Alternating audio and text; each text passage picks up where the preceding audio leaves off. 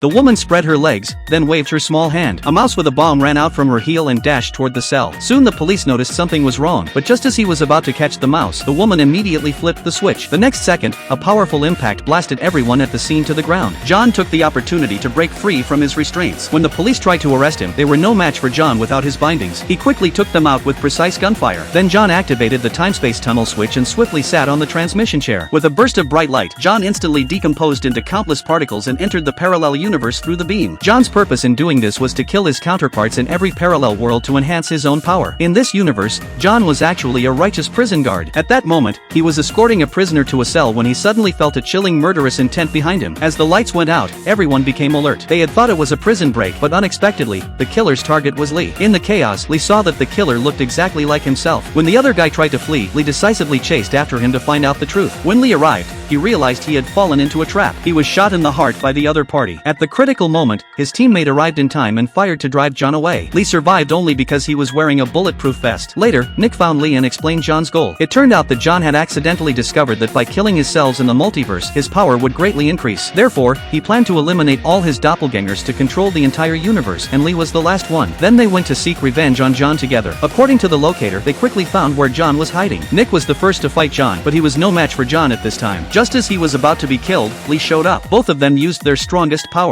After a fierce battle, Lee quickly knocked John to the ground. Then Lee escorted John to meet Nick. At that moment, a column of light shone on them, and the group turned into particles and were transported back to the original world.